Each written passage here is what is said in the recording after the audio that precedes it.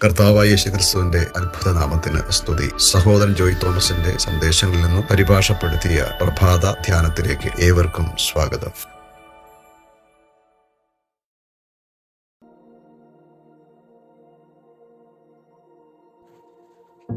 ജീവിതത്തിൽ ചില കാര്യങ്ങൾ വരുമ്പോൾ നല്ലതെന്ന് തോന്നുന്ന പല കാര്യങ്ങൾ ചെയ്യുവാൻ ദൈവമക്കളിൽ അനേകരും ആഗ്രഹിക്കുന്നു. അവർ ആഗ്രഹിക്കുന്ന കാര്യങ്ങൾ ദേവദാസന്മാർ സമ്മതിക്കണമെന്നും അത് ദൈവഹിതം എന്ന് സ്ഥിരീകരിക്കണമെന്നും അവർ താല്പര്യപ്പെടുന്നു. ദേവദാസനിൽ നിന്ന് അതിൽ കൂടുതലൊന്നും അവർ ആഗ്രഹിക്കുന്നില്ല. അവർ ചിന്തിക്കുന്ന കാര്യങ്ങൾക്ക് പ്രചോദനവും പ്രോത്സാഹനവും സ്ഥിരീകരണവും അവർക്ക് വേണം. അവർ പ്രതീക്ഷയ്ക്ക് വിപരീതമായി ആലോചന പറയുമ്പോൾ അവർ അസ്വസ്ഥരായിത്തീരുന്നു. ഇതാണ് പലപ്പോഴും സംഭവിക്കുന്നത്. അപ്പോൾ അവർ, സഹോദര, ഞാൻ പ്രോത്സാഹനത്തിനും പ്രചോദനത്തിനും സ്ഥിരീകരണത്തിനുമായാണ് നിങ്ങളോട് അടുക്കൽ വന്നത് എന്ന് പറയാറുണ്ട്.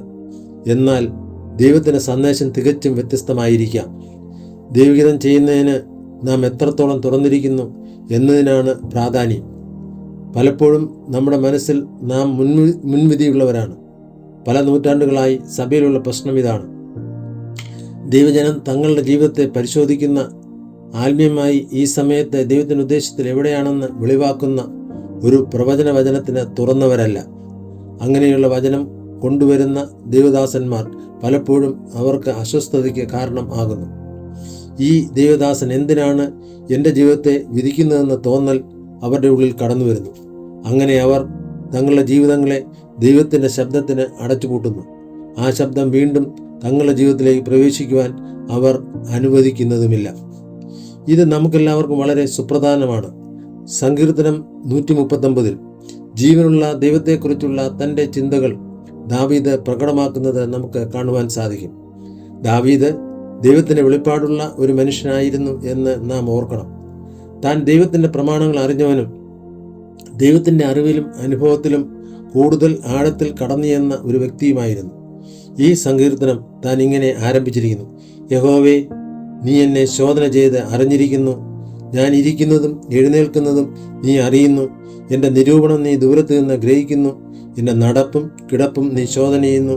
എൻ്റെ വഴികളൊക്കെയും നിനക്ക് മനസ്സിലായിരിക്കുന്നു എന്ന് സങ്കീർത്തനങ്ങൾ 139 1 മുതൽ 3 വരെ വാക്യങ്ങളിൽ നാം വായിക്കുന്നു. എന്നാൽ ഈ സങ്കീർത്തനത്തിന് 23 24 വാക്യങ്ങളിൽ തുടർന്ന് നാം ഇങ്ങനെ വായിക്കുന്നു: ദൈവമേ, എന്നെ ശോധന ചെയ്ത് എൻ്റെ ഹൃദയത്തെ അറിയണമേ. എന്നെ പരീക്ഷിച്ച് എൻ്റെ നിലവുകളെ അറിയണമേ.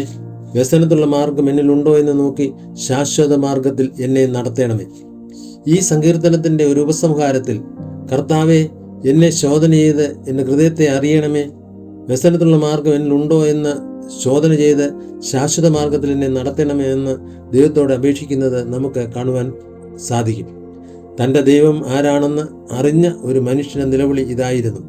അതുകൊണ്ട് നമുക്കെല്ലാവർക്കും ഇങ്ങനെയുള്ള ഹൃദയമാണ് ആവശ്യം. ഇന്ന് ദൈവജനത്തിനിടയിൽ അത് വളരെ വിരളമാണ്. എന്നാൽ ദൈവസഭയുടെ ഏറ്റവും വലിയ ആവശ്യം ഇതാണ്. ദൈവജനം ആത്മീയമായി എവിടെയാണെന്ന് വെളിവാക്കുന്നതും അവർ ജീവിക്കുന്ന സമയത്ത് അവരിൽ നിന്ന് എന്താണ് ദൈവം ആവശ്യപ്പെടുന്നതെന്ന് അറിയുന്നതും അവരുടെ ജീവിതത്തെ പരിശോധിക്കുന്നതുമായ ഒരു പ്രവചന വചനത്തിന് നമ്മളെ തുറന്ന് കൊടുക്കേണ്ടതും ആവശ്യമാണ്. നമ്മുടെ ഹൃദയങ്ങളെ ഇതിനായി തുറന്നു കൊടുക്കുവാൻ ദൈവം നമ്മെ സഹായിക്കട്ടെ. ദൈവത്തിൻ്റെ ആത്മാവിന് മുൻപിൽ നമ്മുടെ ഹൃദയങ്ങളെ നമുക്ക് തുറന്നു കൊടുക്കാം. തുടർന്ന് യൂദായുടെ പുസ്തകം 14-15 വാക്യങ്ങൾ നമുക്ക് പരിശോധിക്കാം. ആദാം മുതൽ 7-മനായ ഹാനോക്കും ഇവരെക്കുറിച്ച്, ഇതാ, കർത്താവ് എല്ലാവരെയും വിധിപ്പാനും അവർ അഭക്തിയോടെ ചെയ്ത ഭക്തിവിരുദ്ധമായ സകല പ്രവൃത്തികളെ നിമിത്തം ഭക്തികെട്ട പാപികൾ തൻ്റെ നേരെ പറഞ്ഞ സകല നിഷ്ഠൂരങ്ങൾ നിമിത്തവും ഭക്തികെട്ടവരെ ഒക്കെയും ബോധം വരുത്തുവാനും 1000 വിശുദ്ധന്മാരോടുകൂടെ വന്നിരിക്കുന്നു എന്ന് പ്രവചിച്ചു. തൻ്റെ പ്രവചനം എന്തായിരുന്നു? ഇതാ, കർത്താവ് എല്ലാവരെയും വിധിപ്പാൻ 1000 വിശുദ്ധന്മാരുമായി വരുന്നു. അവരുടെ ഇടയിൽ ഭക്തികെട്ട എല്ലാവരെയും അവരുടെ എല്ലാ ഭക്തികെട്ട പ്രവൃത്തികളെയും കുറിച്ച് ബോധ്യപ്പെടുത്തുവാൻ താൻ വരുന്നു എന്ന് യൂദാ പ്രസ്താവിക്കുന്നു. ദൈവത്തിൻ്റെ ന്യായവിധിയുടെ നാൾ വരുന്നതായി നാം ഇവിടെ കാണുന്നു. ദൈവങ്ങളുടെ പാപങ്ങൾ എന്താണെന്ന് അവർക്ക് വെളിപ്പെടുത്തും. ഹാനോക്കിൻ്റെ വാക്കുകളിൽ ഒരു കാര്യം വ്യക്തമാണ്: ദൈവം സംസാരിക്കുന്ന പ്രവചന വചനം നമ്മെ അന്വേഷിക്കുകയും കണ്ടെത്തുകയും ന്യായം വിധിക്കുകയും ചെയ്യും. വെളിപ്പാട് പുസ്തകത്തിൽ 7 സഭകളുടെ നടുവിൽ കർത്താവായ യേശു നിൽക്കുന്നതായി നാം കാണുന്നു. തിരിഞ്ഞപ്പോൾ 7 നിലവിളക്കുകളെയും നിലവിളക്കുകളുടെ നടുവിൽ നിലയങ്കി ധരിച്ച് മാറത്ത് പൊൻകച്ച കെട്ടിയവനായി മനുഷ്യപുത്രനോട് സദൃശനായവനെയും കണ്ടു. അവൻ്റെ തലയും തലമുടിയും വെളുത്ത പഞ്ഞുപോലെ ഹിമത്തോളം വെള്ളയും കണ്ണ് അഗ്നിജാലയ്ക്കൊത്തതും ആയിരുന്നു എന്ന് വെളിപ്പാട് പുസ്തകം 1-ാം അധ്യായം 13-14 വാക്യങ്ങളിൽ നാം വായിക്കുന്നു.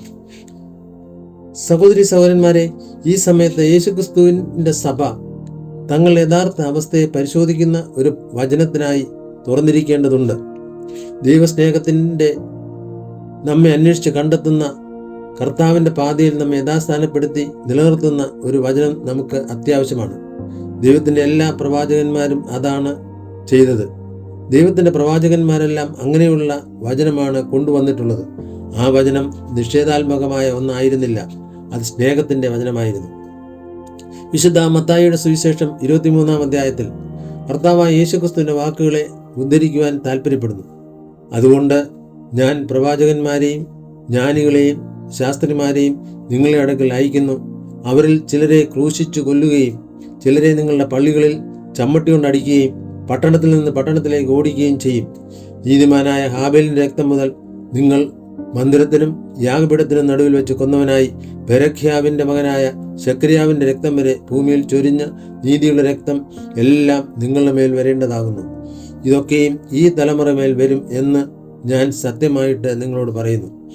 യെരുശലേമേ, യെരുശലേമേ, പ്രവാചകന്മാരെ കൊല്ലുകയും നിന്റെ അടുക്കൽ അയച്ചിരിക്കുന്നവരെ കല്ലെറിയുകയും ചെയ്യുന്നവളെ, കോഴി തൻ്റെ കുഞ്ഞുങ്ങളെ ചിറകിൻ കീഴിൽ ചേർക്കുന്നത് പോലെ നിന്റെ മക്കളെ ചേർത്തുകൊള്ളുവാൻ എനിക്ക് എത്ര വട്ടം മനസ്സായിരുന്നു, നിങ്ങൾക്കോ മനസ്സായില്ല എന്ന് വിശുദ്ധ മത്തായിയുടെ സുവിശേഷം 23-ാം അധ്യായം 34 മുതൽ 37 വരെയുള്ള വാക്യങ്ങളിൽ കാണുന്നു. തൻ്റെ ജനങ്ങളെ തന്നിലേക്ക് ചേർക്കുന്നതിനായി പിതാവ് പ്രവാചകന്മാരെ അയച്ചു എന്ന് താൻ വ്യക്തമാക്കുന്നു. അവരെ ദൈവത്തിങ്കിലേക്ക് ആകർഷിക്കുന്ന ഒരു പ്രവാചക ശക്തം ആയിരുന്നു അത്. അവരെ തൻ്റെ അടുക്കലേക്ക് തിരികെ കൊണ്ടുവരുവാൻ ദൈവം അയച്ച ഒരു പ്രവചന വചനം ആയിരുന്നു അത് അവരെ മാനസാന്തരത്തിനായി ആഹ്വാനം ചെയ്ത ദൈവത്തിൻ്റെ സ്നേഹത്തിൻ്റെയും കരുണയുടെയും വചനമായിരുന്നു. അത് ഒരു മനുഷ്യനിലേക്കോ ശുശ്രൂഷയിലേക്കോ ആകർഷിക്കുന്ന വചനമായിരുന്നില്ല, മറിച്ച് അവരെ ദൈവത്തിങ്കിലേക്ക് മടക്കി കൊണ്ടുവരുന്ന വചനമായിരുന്നു. ദൈവജനത്തിൻ്റെ ജീവിതത്തെ തുറന്നു കാട്ടുന്ന ഒരു വചനമായിരുന്നു അത് ദൈവശബ്ദമായിരുന്നു. ആ വചനം സംസാരിച്ചതിൽ അവർ ഒരിക്കലും തെറ്റുകാരായിരുന്നില്ല. ആ പ്രവചന വചനത്തിന് നമ്മെ തുറന്നു കൊടുക്കുവാൻ ദൈവം നമ്മെ സഹായിക്കട്ടെ. ആമേൻ.